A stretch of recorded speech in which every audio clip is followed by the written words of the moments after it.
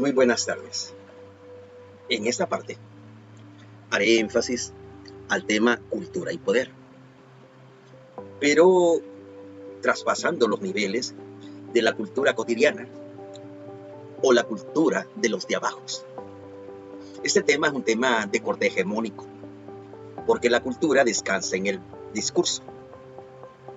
Un discurso oral, que se llama lenguaje, y un discurso escrito que se llama composición. La reproducción del poder es el resultado de algo que se llama discurso hegemónico. Un discurso que va bajando a los niveles de la vida cotidiana y se encarga de apoderarse de los significados de la vida humana, en este caso desarrollo local. La concepción que tenemos de desarrollo local no es la que nosotros pensamos, sino que la que ellos nos han hecho pensar. En ese sentido, el discurso como tal es un discurso con legítima ideología, una ideología que arrastra hegemónicamente el poder y se constituye entre todos nosotros en un elemento de primer nivel en todos sus sentidos. Por lo tanto, si se habla de discurso, hay que hablar de gramática, y esa gramática es creada, reinventada por la hegemonía del discurso. Entonces, ¿qué es lo que sucede en el desarrollo local? El desarrollo local es, ante todo, el análisis de muchos discursos hegemónicos que en el nombre de los patriotas, que en el mundo del disfraz de la dignificación, prácticamente se convierten, en este caso, en discursos que tienen una intencionalidad. Señalaré a continuación algunos puntos que son de vital importancia tomar en cuenta en esta franja, en este día. En primer lugar, haré énfasis al análisis funcional del discurso, es decir, ¿qué es el discurso? Hay una referencia que se llama la técnica de Bernstein, es un autor inglés que hace énfasis a la estructura del discurso. Luego, en el número 2, detallaré elementos consustanciales relacionados con el objetivo de la jornada. Y allí, pues, tanteo dos cosas: la evidencia de la diversidad y la concepción de vida. Y luego, en el número 3, la hegemonía de los discursos. Allí, en realidad, haré referencia al análisis de contenido, pero desde el punto de vista de la diversidad. Entonces, son tres cuestiones que analizo desde ese ángulo y espero que pueda, en ese sentido, comprenderse desde sus orígenes para poder entender esto que se llama cultura y poder. En primer lugar, el discurso hegemónico se asocia con la ideología, pero con una relación de poder. Es decir, lo que garantiza que el discurso sea hegemónico es una ideología, y esta se reproduce entre las masas. Por lo tanto, nosotros no somos lo que pensamos, sino que lo que sentimos. Entonces, lo que sentimos orienta nuestro raciocinio. El discurso se asocia a una determinada ideología. Comienzo con el primer lado, el análisis funcional del discurso. Pero antes de hablar del análisis funcional del discurso, tengo que preguntarme, ¿qué es el discurso? Díaz, en el año 2001, dice que es la gramática para la generación de textos y para las prácticas recontextualizadas. Los textos sirven, ante todo, elementos fundamentales de que una clase social es la que escribe. Por supuesto, no es la clase baja ni la clase media, sino que los que escriben son aquellos que manejan el discurso hegemónico. Por lo tanto, el discurso es la gramática para la generación de textos y las prácticas recontextualizadas. Quien produce el discurso no somos nosotros. Nosotros lo reproducimos. Quien por primera vez produce un discurso es aquel que genera textos y prácticas que deben estar en consonancia con esas ideas que están planteadas en el texto. ¿Quién genera los textos? La pregunta es ¿quién los genera? ¿Quién tiene en este caso la propiedad de generar este texto sí, este texto no? Cuando, por ejemplo, un texto se edita, cuando un texto realmente se pone en el camino del debate. Lo que es importante es que el discurso es una composición de signos codificados. en un sistema de escritura. Le corresponde a nosotros que leemos o que no leemos descifrarlos. Por eso es que en la composición de textos están los significados y con ello hay una posibilidad de generar, una reproducción en la mente de un montón de gente que intenta leer. Pero así funciona el discurso. Tenemos una referencia desde la ideología hasta el escuchante. Ideología se penetra en la ciencia, luego se hacen las prácticas sociales en torno a la ciencia y luego está el que escucha. La ideología es lo que domina el mundo. La ideología se disemina por todos los intereses del pensamiento humano. Tengo 3 referencias de ideología que nos ayudan realmente a pensar cuál es su significado. En el sentido vulgar, esto lo acuña Stephen Kemmis cuando indica que lo que nosotros pensamos que es ideología es un sentido vulgar, porque conlleva a pensar que los únicos ideólogos son los que están en las asambleas, o están en los concilios, o están en las tribunas. Entonces, por lo tanto, este es un término bastante político, bastante adoctrinal, que tiene como objetivo principal la manipulación de las ideas. ¿Quién de todos nosotros no piensa, siente y cree acerca de los benefactores de esta humanidad? Algo se dijo en la asamblea y queda en nosotros como una especie de manipulación. Nosotros asumimos conductas o prácticas sociales en torno a quién produjo esa idea. Entonces, por lo tanto, yo, como escuchante, como el generador de práctica social, agradezco de manera detenida a quien pensó por primera vez esa idea. Sin embargo, está el creador del término ideología, que se llama Distuc de Traes. En realidad lo hizo entre 1804 más o menos. Empezó a hablar de que Francia necesitaba ideas nuevas, nuevos pensamientos, para repensar en un nuevo tipo de sociedad. Las ideas debían darle esperanza a los pueblos. Y Distuc de Traes empezó a hablar. ¿Quién produce la idea? Para él, quien debería pensar, quien debería producir las ideas era el pueblo. Pero el pueblo no estaba preparado. La Francia, después de su revolución, no estaba preparada para emprender la construcción de una nueva sociedad. Entonces Distrey decía, son nuevas ideas, son nuevos pensares.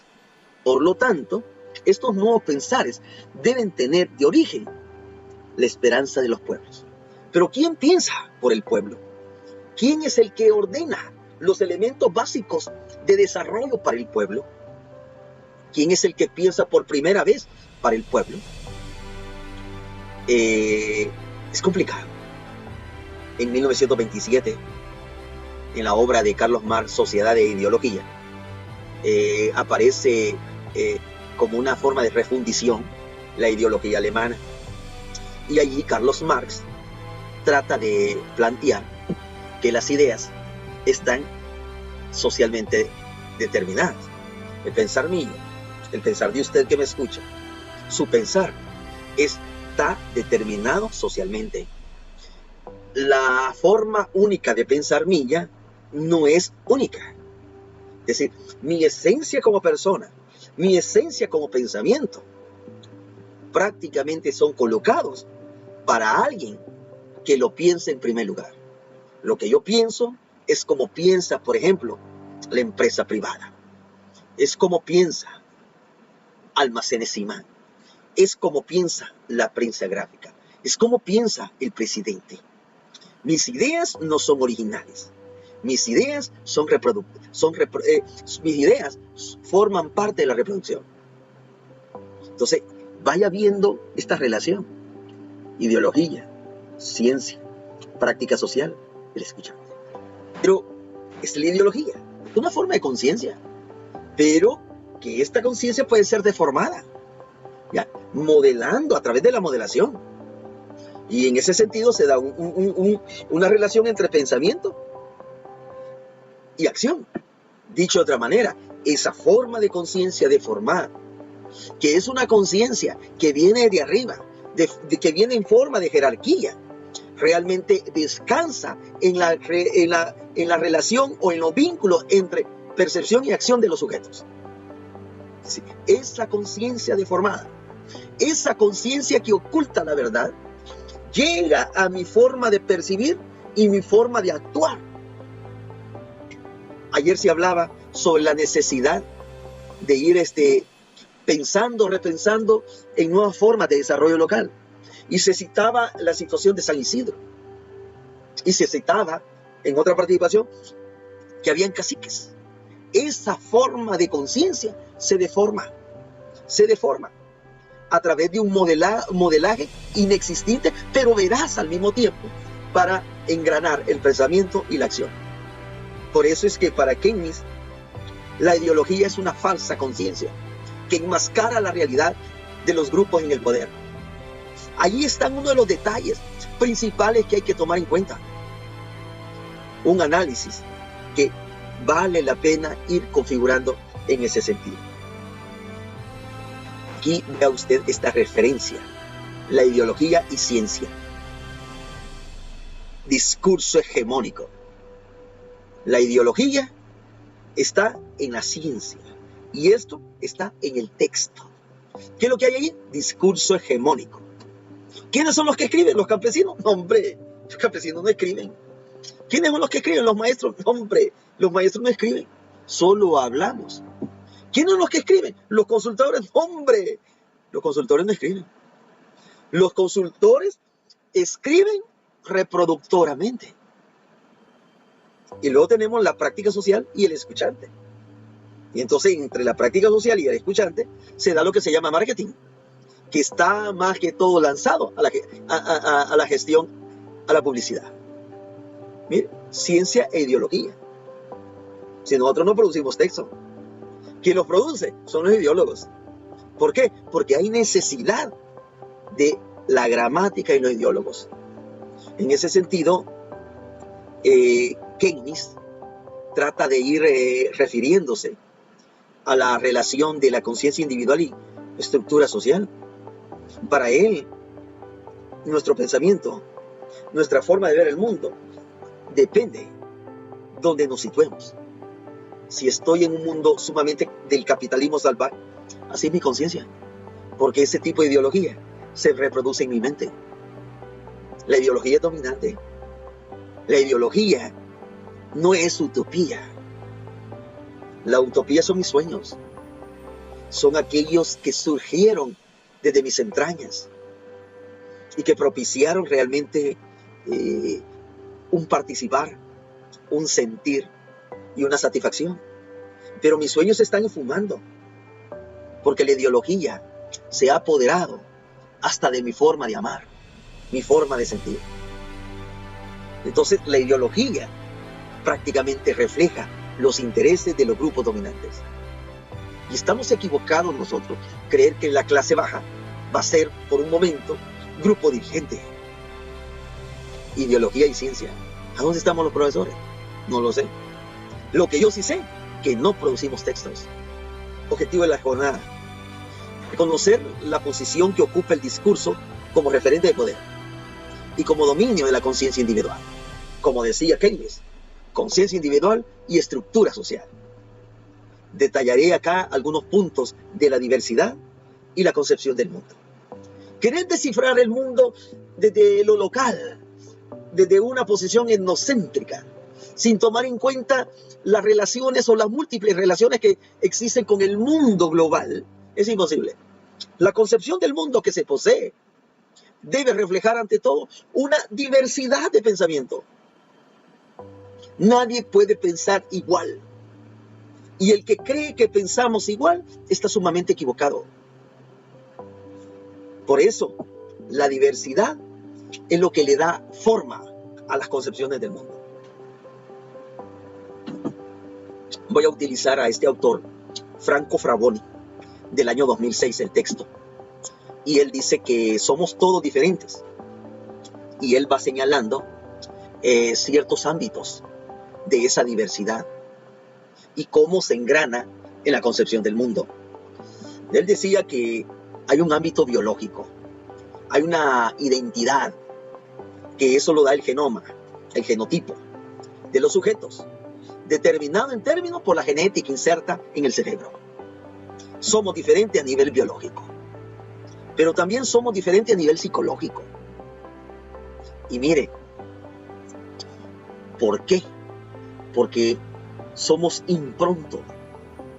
En la medida que estamos viviendo en nuestro mundo, se desarrolla nuestra cognición y nuestra afectividad, el eros, dice. A medida que nosotros interactuamos con el mundo, vamos incorporando de ese mundo valores a nuestra vida, a nuestra actuación. Nuestro pensar se hace cada vez más de avanzada mientras hay una unicidad entre el desarrollo cognitivo con el desarrollo emotivo. Y esa dinámica de desarrollo es lo que nos permite realmente tener, engranar mejor la identidad. Pero existe también un ámbito lingüístico, o sea, una identidad en el lenguaje, una diferenciación del habla y la costumbre. Es decir, el ámbito lingüístico resulta determinante en este sentido, porque el habla, nuestro idioma, nuestros modismos, están prácticamente también determinados por las costumbres, los términos que incorporamos a nuestra actividad social, a nuestra actividad cotidiana. Es decir, hay identidad lingüística, pero hay que aprender a reconocer nuestra propia voz. Hay que aprender a identificar el papel de nuestra identidad lingüística. Por eso es que, ya que tenemos la oportunidad de estarnos preparando, debemos de hacerle frente a esa ideología que deforma la realidad. Pero también hay un ámbito cultural, un ámbito étnico. O sea, el yo y el otro yo. El yo y el otro yo. Es decir, este es mi mundo, pero con el otro yo, este es nuestro mundo. Pero ¿cómo piensa nuestro mundo? ¿Cuál es en sí el sendero a nuestro mundo? ¿Cómo calificamos este mundo? Por eso, esta es la concepción del mundo. Y esta es la diversidad. Que si no la tomamos en cuenta, entonces el lenguaje como tal, o el discurso como tal, no va a poder penetrar en el mundo de la vida, de la cotidianidad. El discurso hegemónico se encuentra en los textos. Ahora me pregunto, ¿qué es un texto? Un texto viene de tejido, de lana, de textura, una forma en que va entrelazados los hilos para formar un tejido, el telar. Pero ese telar mantiene una integración entre cada hilo, la forma en que se va integrando con el otro. Desde la manera en que enhebramos una aguja, el hilo empieza a actuar. En ese sentido, si eso es así, entonces el texto engrana ideas, palabras, frases. Por eso es importante el análisis de contenido como una técnica socioantropológica que trata de descifrar los mensajes, ver sus significados y la estructura. Debemos de ser capaces de darle una estructura orgánica al mensaje para que se entienda, para que se comprenda. A eso se le llama inteligible. Significado inteligible significa un mensaje que se entienda. ¿Qué entendiste? Nada, no entendí nada. Pero el análisis de contenido me da un doble correlato. La idea del emisor y la idea que tiene el receptor a partir de la emisión de una idea. El receptor escucha, pero tiene una forma peculiar de interpretar. Por eso es que el emisor debe hacer inteligible el mensaje. Pero les voy a poner unos ejemplos interesantes en ese sentido. Miren, Esto lo quiso dar a entender Zambrano. Zambrano dijo: de amor nadie se muere. Solo te deprimes, pierdes el apetito, te duele todo y quieres que te traiga la tierra, pero no te mueres. Eso lo dijo en el año 1865. Todos hemos hablado de ese consejo. No, hombre, si de amor nadie se muere. Pero él se lo dijo a su hijo cuando acababa de perder a su novio en la guerra. Y aquí hay uno de los puntos que creo que vale la pena ir situando. Cada discurso tiene un contexto. Y si nosotros creemos que los contextos son indeterminados, entonces estamos equivocados. Nunca se sufre por amor. Se sufre por desamor, por desencanto o por indiferencia. Pero nunca por amor. El amor no lastima. Los que lastiman son las personas que no saben amar. Franco, la historia de Lorena, en 1983. Este es un fragmento de la conversación que tuvo Lorena con la ardilla, hablando del amor de los seres humanos. La ardilla le expresó eso, que los seres humanos no saben amar. Por eso se sufre, por desencanto.